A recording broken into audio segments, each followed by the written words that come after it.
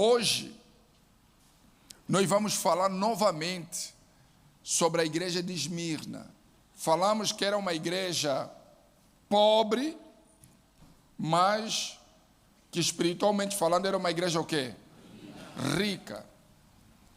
E hoje vamos falar de alguns detalhes que também é extremamente importante para isso.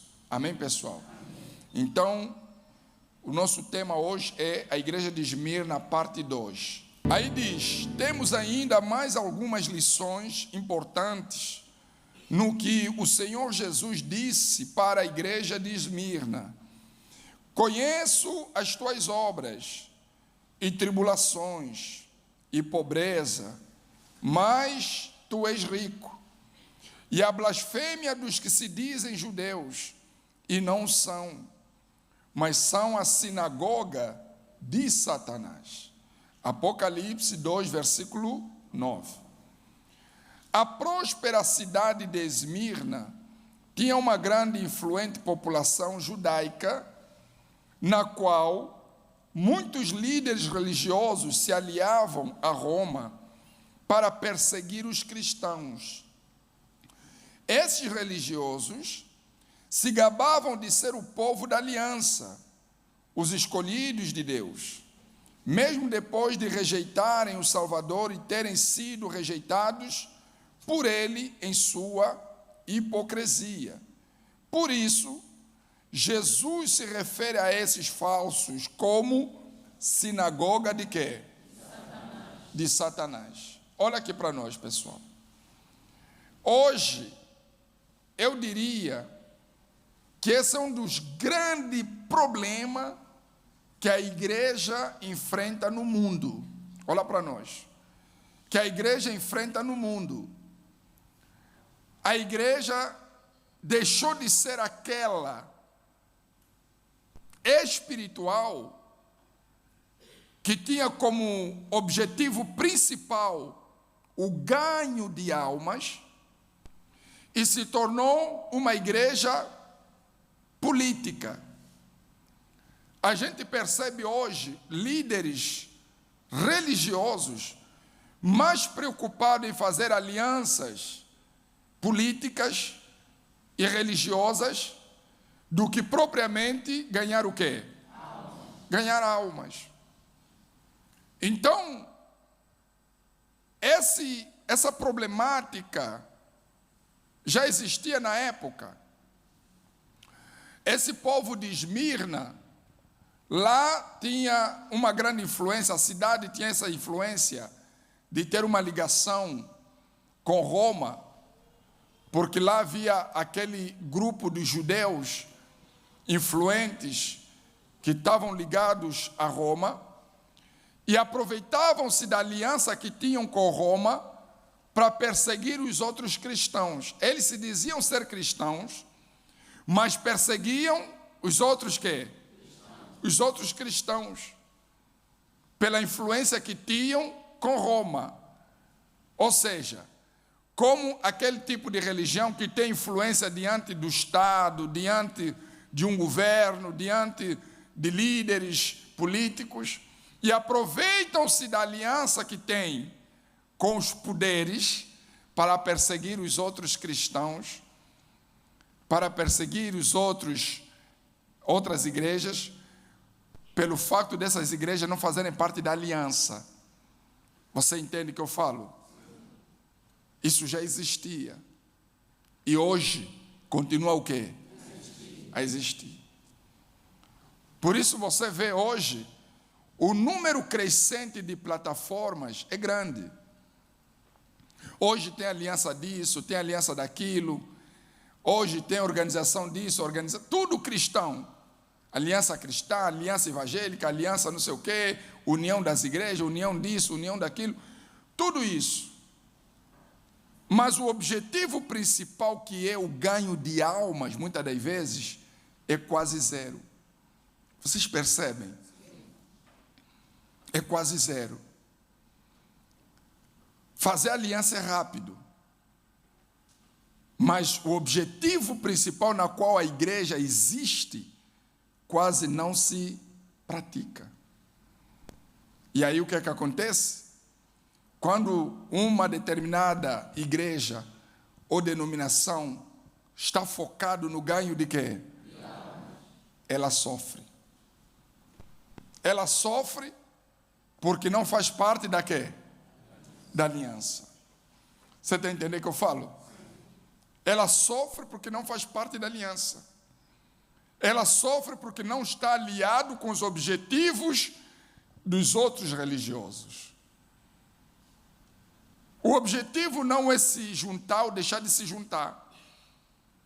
O problema é que se juntar com pessoas que são hipócritas é muito complicado. Você está entendendo, sim ou não? Fazer uma aliança para o objetivo comum, que é o ganho de almas, dentro daquilo que é a vontade de Deus, não há nenhum problema. Mas se juntar com pessoas que a intenção é outra, é muito complicado. E a igreja de Esmirna estava a passar por isso. Era uma igreja atribulada, perseguida, caluniada, difamada. Por quê? Porque tinha como foco as almas. Mas naquela cidade havia um outro grupo de judeus que estavam ligados a Roma, mas que o objetivo era o quê? Outro. O objetivo não era o ganho de almas. Amém, pessoal? Amém. Aí você agora entende conosco por que a igreja do reino de Deus, às vezes, é estigmatizada, às vezes é caluniada, é difamada, inventam tantas coisas. Quem você acha que está por detrás disso? Não são os incrédulos, entre aspas. Não são pessoas que não conhecem a palavra. São pessoas que já conhecem a palavra, mas como os objetivos não batem, movidos pelo espírito da inveja ou outro espírito que eu não sei, então começa ali a perseguição. Não é apenas aqui. Isso é no mundo inteiro. Qualquer lugar que a igreja existir, que o objetivo principal, o foco principal é o ganho de almas, pode ter certeza que vai ter luta. Porque os da aliança, eles não querem ganhar o quê? Eles querem ser bem vistos. Eles querem os primeiros lugares. Eles querem ser elogiados. Eles querem ser, como é que fala? Condecorados. Amém, pessoal? Eles querem ganhar prêmios, prêmio disso, prêmio... Eles querem ter honras. Esquecem-se que quem deve ter honras é apenas o Senhor quem? Jesus. É apenas o Senhor Jesus. Então, aí... eu vou ler a última frase que diz: por isso Jesus se refere a esses falsos como sinagoga de Satanás. Sinagoga de Satanás. Sinagoga significa igreja, significa templo, né? Quando a pessoa ela é hipócrita, não vive o que prega, é como se ela se tornasse mesmo um templo do próprio Satanás. Nós estamos a falar ultimamente sobre a mentira, certo? Então, quando a pessoa vive na mentira, ela está a servir a Deus ou o diabo? Porque quem é o pai da mentira? É o diabo. Então, não importa se você prega ou não. Não importa se você evangeliza ou não. Não importa se você conhece a Bíblia de capa a capa ou não. É que se você não vive o que você prega, então você está vivendo uma falsa. Você está vivendo a mentira. E o pai da mentira é o próprio Satanás. Não adianta pregar bonito, falar bonito, se você não vive, não pratica o que você prega ou o que você apenas conhece. Se nós conhecemos, então temos que viver aquilo que a gente conhece ou prega, certo? Aí depois diz: note que, assim como Jesus tem sua igreja neste mundo, Satanás também tem a sua. E essa igreja satânica não é aquela que abertamente se declara assim. As principais igrejas satânicas são aquelas dos que se dizem escolhidos de Deus e não são. Eu acho que você já deve ter ouvido falar, olha para nós, você já deve ter ouvido falar de algumas igrejas que eles chamam igrejas satânicas. Já ouviu falar? Igreja de Satanás? Lá, os símbolos, inclusive, são idênticas às nossas, só que de forma contrária. Por exemplo, a cruz é virada para baixo, e etc. E está lá mesmo, escrito Igreja de Satanás. Mas quando a Bíblia fala sinagoga de Satanás, igreja de Satanás, não é essa. Está falando daquela mesmo que diz ser igreja cristã, mas que é farsa. É aquela que não pratica, é aquela que não obedece. Pelo contrário, ainda persegue os outros. Ainda difama os outros. Ainda cria-se o complô para colocar os outros em prisão. É essa igreja que é a igreja de Satanás. Aprenda, pessoal. Nos anos que já lá se foram, o diabo tinha uma estratégia de levar almas para o inferno. E o que o diabo fazia? Ele multiplicava o número de discotecas, boate de noite, dancings, etc. Ele trabalhava no sentido de multiplicar o número de jovens que fumam drogas. Ele trabalhava no sentido de multiplicar o número de meninas que fazem prostituição, trabalho da vida. Ele trabalhava no sentido de aumentar políticos que vivem na corrupção. O diabo trabalhava no sentido de aumentar guerras no mundo, e etc, etc, etc. Hoje a estratégia mudou. Qual é a estratégia do diabo hoje? É aumentar o número de igrejas. Hoje, quem está a abrir as igrejas não é Deus, é o próprio Satanás. Usando o espírito enganador. Às vezes o tal que está a abrir a igreja, ele não sabe que aquela igreja que ele está a abrir é uma igreja satânica. Na cabeça dele, não vou servir a Deus. Só que o espírito que está nele já é um espírito enganador, que lhe engana que ele é de Deus, porque ele orou por alguém, alguém foi curado. Então ele fala assim, eu tenho fé, eu sou de Deus, Deus é comigo. Se eu levar adiante esse projeto, vai dar tudo certo, vou ganhar muitas almas. Só que é um espírito nele enganador. E eu digo por que é um espírito enganador. Porque fazer milagres, todo mundo faz. Basta usar a fé. Mas onde é que se vê o homem de Deus? É nas reações. Quando aquele homem de Deus ou mulher de Deus é provocada. Quando você é provocado, quando você é difamado, quando você é humilhado, quando você é perseguido, quando te apertam, a forma como você vai reagir, aí se prova se você é ou não de Deus. Se em você há ou não um espírito enganador. Você percebe o que eu falo? Se há um espírito enganador, na hora que te apertam, a verdadeira natureza se manifesta. Mas se o espírito que está em você é o espírito de Deus, quanto mais te apertam, mais de Deus você se torna.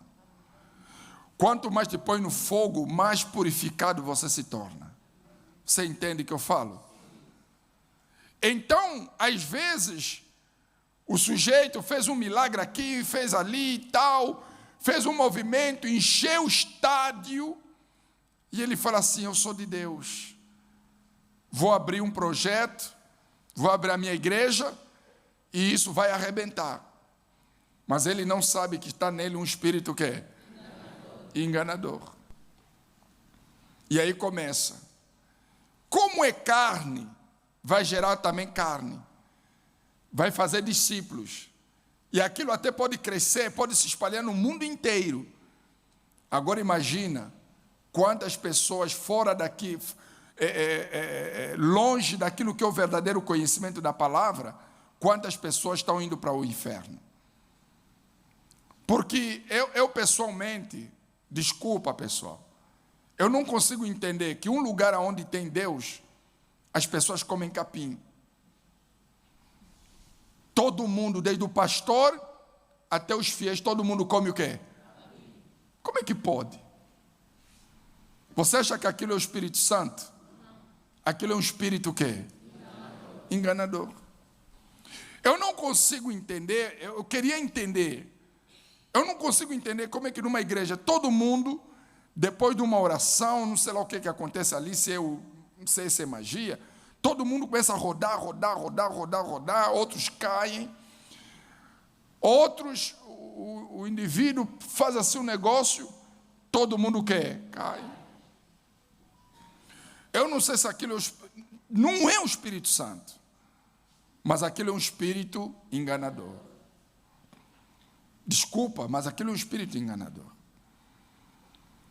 E eu estou falando de uma coisa que não é uma, não é duas, são milhares de religiões assim. Está a se multiplicar a cada dia que passa. Você está entendendo o que eu estou a falar? Está a se multiplicar. As igrejas, agora tem igreja para tudo. Agora tem igreja das revelações, tem igreja das profecias, tem igreja dos sonhos, tem igreja, sei lá, do cai-cai. Você está entendendo sim ou não? Tem igreja do cai-cai. E tem igreja do roda-roda. Tem umas que só rodam, não caem. Tem umas que não caem, só que só roda. Roda. Só isso aqui já estou tonto. Mas eles são tão fortes que eles não caem, não ficam tontos. Isso é... Pessoal, o objetivo do diabo hoje é multiplicar as igrejas. Se infiltrando dentro da religião com o espírito enganador. E se a pessoa não tem cuidado para usar a cabeça, usar o raciocínio, acaba sendo enganada, pensando que é aquilo, pensando que aquilo é verdade. O diabo hoje não está preocupado com abrir discoteca, aquelas pessoas que vão à noite nas noitadas, aquilo já é dele. Ele agora está preocupado nos atingir nós. Quando ele vê que não consegue, já está difícil abrir, porque nem todo mundo tem essa motivação de abrir igrejas, ele começa a se infiltrar naquelas igrejas escolhidas. Aí um se rebela e leva uma galera, leva um grupo. Você está entendendo isso ou não? Tem sempre um que se levanta. Daqui a um tempo vai se levantar mais um, se calhar. Aqui. E aqueles que não estão na fé, aqueles que não foram batizados com quê? Podem ser arrastados. Olha a importância de você ter o Espírito Santo. Porque quando você tem o Espírito Santo, você tem um dom do discernimento e você consegue perceber, essa palavra aqui não bate. Essa palavra aqui tem alguma coisa errada. Ou não é verdade? Porque o Espírito Santo confirma com o nosso espírito. Quando a coisa é de Deus, quando a coisa é do Espírito, traz paz. Ou não é verdade? Traz paz. Mas quando a coisa não é de Deus, não bate, traz dúvida. Mas será? Não, tem alguma coisa errada. Então você já viu que aquilo não bate. O que você tem que fazer? Você tem que se proteger. Porque aquilo ali é uma questão de tempo. Depois vai se revelar. É uma questão de tempo. Amém, pessoal? Então, ele vai abrindo, quando não, ele levanta um no nosso meio. A luta do Satanás é essa. É essa. Trabalhar para abrir sinagogas de Satanás. Amém? Aí, continuando, diz, são igrejas que têm aparência de cristãs, mas, na verdade, perseguem os verdadeiros cristãos e promovem doutrinas que desviam as pessoas da mensagem pura do verdadeiro evangelho. Satanás promove seus interesses, envergonha o evangelho diante da sociedade e dá causa para o mundo debochar da igreja do Senhor Jesus, que é apresentada de forma caricata. O Senhor Jesus diz ao anjo de Esmirna que está ciente dessa blasfêmia. Com certeza, tais blasfemadores não ficarão impunes. Nada temais das coisas que hás de padecer, eis que o diabo lançará alguns de vós, aonde? Na prisão, para que sejais tentados, e tereis uma tribulação de 10 dias. Seja fiel até que? E dar-te-ei a coroa da vida. Então, o Espírito Santo, ele diz, olha, esses que blasfemam, esses que perseguem, esses que, de alguma forma, também são igreja, mas perseguem aqueles que são da fé, não se preocupa, porque eles não ficarão impunes. Mas você seja fiel até o quê? A morte. Até a morte. Seja fiel até a morte. Por que até a morte? Quando a Bíblia fala seja fiel até a morte, não é até você morrer. Quando a Bíblia fala seja fiel até a morte, é que ainda que essa perseguição exija de você pagar com a própria vida, você tem que ser o quê? Fiel. Você não pode fugir de pagar o preço para fazer aliança com o mundo, fazer aliança com o diabo. Não, você não pode fazer isso. Com medo de ser perseguido, com medo de ser morto, dá uma de que é amigo de César. Não. Deus diz, dá a César o que é de César e a Deus o que é? A Deus. Então eu não vou fazer aliança com César. O que é de César eu dou. Mas eu tenho a minha fé pautada na palavra de quem? De Deus. Vocês entenderam, sim ou não? O que é de César, a gente dá. Ou não temos dado? Sim ou não? A gente vai, tem eventos, tem tudo. Sim ou não? Mas nós temos a nossa fé.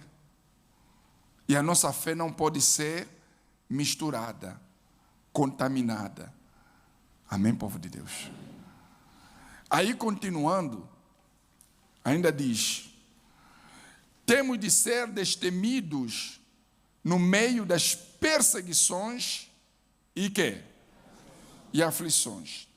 Tirar força das fraquezas e as tribulações vêm para nos provar. Mas toda prova tem um quê? O Senhor Jesus dá um alerta sobre uma tribulação de 10 dias, que provavelmente se referia a um período de intensa perseguição que estava por vir. Temos que estar preparados para esses períodos.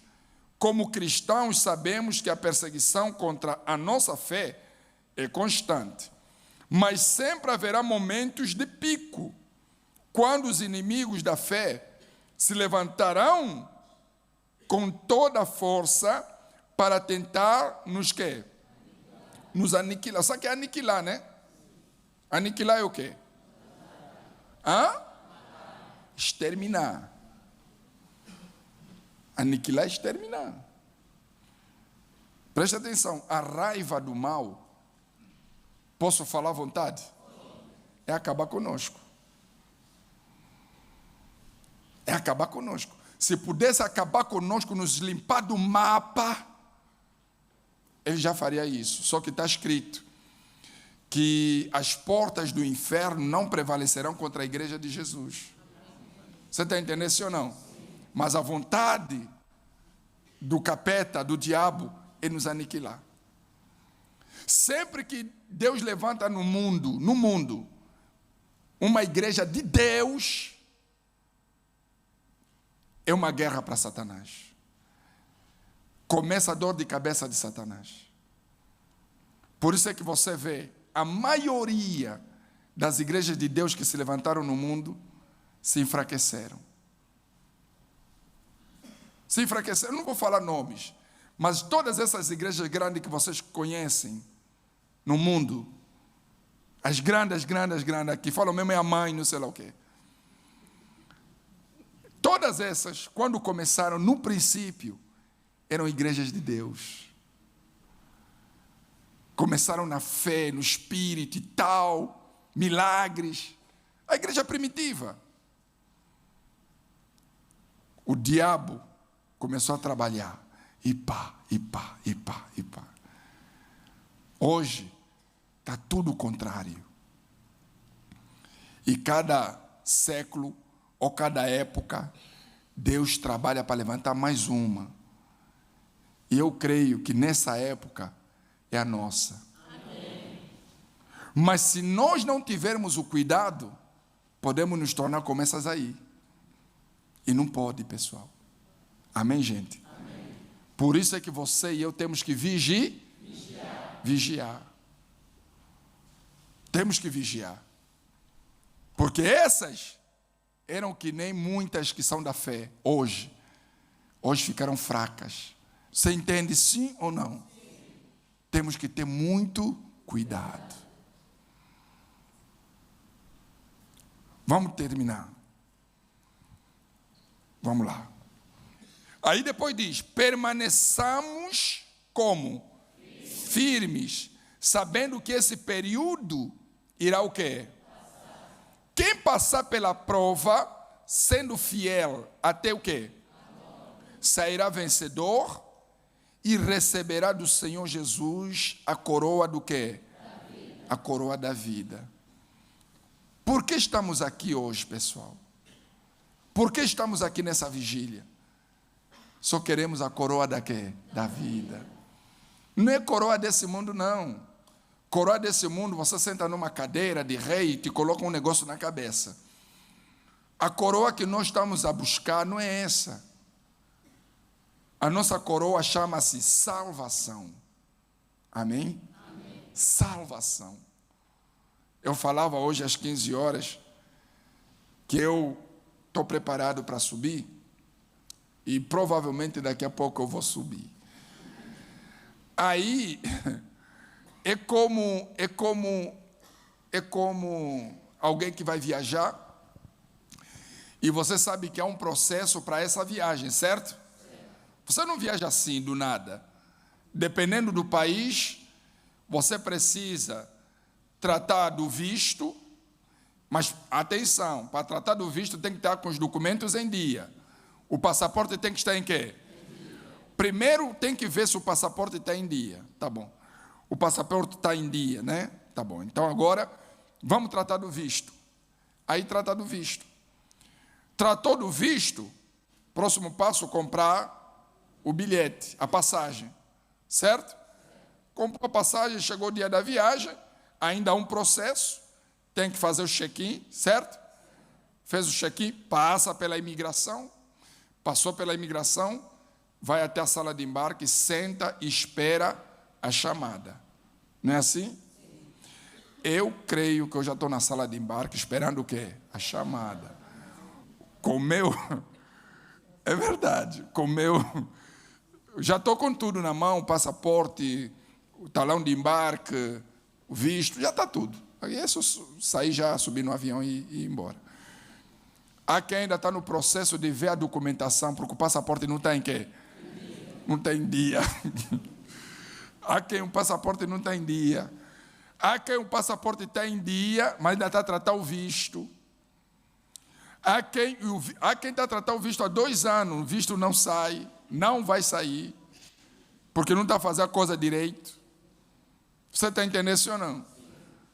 Outros, o visto já saiu, mas falta comprar o quê? A passagem. Está na boa de desculpa, não, está caro, não sei o quê, não compra a passagem. Então, espiritualmente falando, é assim também. E o que faz você se sentir já na sala de embarque? É a certeza da salvação da alma. Quando você tem certeza da salvação da alma, então você já está na sala, só esperando a chamada. Certo, pessoal? Só esperando a chamada. A qualquer momento, você vai ouvir o seu nome chamar. E você sobe, você vai. Você vai. Isso pode ser hoje, pode ser amanhã, pode ser. Olha, eu sinceramente, se Deus chamar agora é melhor. Poxa, esse mundo aqui não vale nada. É verdade, pessoal, não vale nada. Se Deus chamar agora, pessoal, é melhor. É melhor. Aqui a gente ainda tem que suportar os invejosos, tem que suportar os que perseguem a igreja, tem que suportar, como é que fala? Tem que suportar esse mundo, tem que suportar não sei o quê, é muita coisa. Se Jesus chamar agora, é melhor. Vocês ficam com isso. Amém, pessoal? É melhor. É verdade, gente. Ou não? Não ou não? É melhor, gente. Pessoal, fica com vocês. Fica com vocês que resolvem isso aí. Eu quero ir embora. Esse avião também não vem já. Pô, já viu aquele avião? O avião que mas demora. Poxa, meu Pai do céu. Então, essa certeza todos nós temos que ter.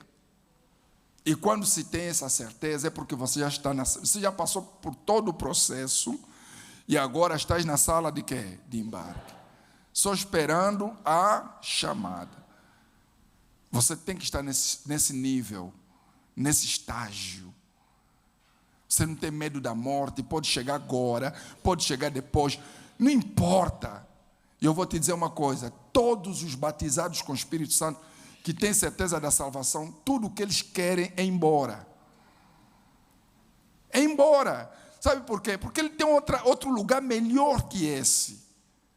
Você tem um lugar melhor para viver, vai ficar aqui a fazer o quê? Não é verdade? Se você quer viver aqui, é porque você não sabe para onde vai. Você fica aqui, não, agora não. É porque você não sabe para onde você vai. E o sinal é que você está com medo de morrer. Porque só vai para lá se você morrer. Se não morrer, você não tem como ir lá. Esse corpo não vai lá. É outro corpo. Então você tem que morrer. Eu tenho que morrer. Nós temos que morrer. Para irmos para lá, temos que morrer. Morra. Certo ou errado? Certo. Temos que morrer. Quando? Fala. Hoje e agora. O importante é ir embora. Pessoal, ainda que te joguem no buraco, ainda que não haja ninguém para enterrar, isso aqui é terra. Quando você foi, Deus cria em você um outro corpo adaptável ao reino dos céus, que é o corpo celestial. Amém, pessoal? Isso aqui vai virar terra. Então, aí para terminar, vamos lá. Quem tem ouvidos, ouça o que o Espírito diz às igrejas. O que vencer não receberá o dano da segunda morte. Apocalipse 2:11. Para quem enfrentar a morte todos os dias por causa da fé, há um consolo e uma garantia. Não sofrerá o dano da segunda morte. O que é essa segunda morte? A primeira já conhecemos. Todos os dias, nos cemitérios deste mundo, familiares e amigos se despedem de alguém que sofreu a primeira morte, enquanto o seu corpo deixa a terra. É a morte física, que eu, você e todos, salvos e perdidos, sofreremos. Certo? Então, essa é a primeira morte. Só que para que possamos ir no céu, como eu disse, temos que morrer essa morte, que é dos salvos e os não salvos. Todos têm que morrer. Essa é a primeira morte. A segunda morte é só para quem não é salvo. Quem não é salvo vai morrer de novo. Só que aquela morte já não é física. É a alma que geme, que sofre eternamente. Quem é salvo já não sofrerá os danos da segunda morte. A segunda morte, porém, é espiritual, da qual o próprio Senhor Jesus falou no final do Apocalipse. E a morte e o inferno foram lançados no lago de fogo, enxofre, e esta é a segunda morte. Apocalipse 20, versículo 14. O dano da segunda morte não será sentido no corpo, e sim na alma do perdido, quando esta for lançada no lago de fogo pela eternidade. Os salvos, os vencedores, porém, não serão tocados por ela. Esses serão agraciados com a vida eterna na presença do Senhor, a quem fielmente serviram até a primeira morte. Então, você vai ter a primeira morte. Agora, a segunda morte, você que decide. Você vai ter a primeira. Todos vão ter a primeira. Todos nós vamos ter a primeira. Tanto os salvos como os não vão morrer. Mas a segunda morte depende das escolhas que cada um faz. Por isso, tenha muito cuidado, povo de Deus, com o fenômeno do crescimento das igrejas. E há quem pensa que todo lugar, só porque prega a Bíblia, há Deus. Não é bem assim. Porque senão não existiria espíritos enganadores.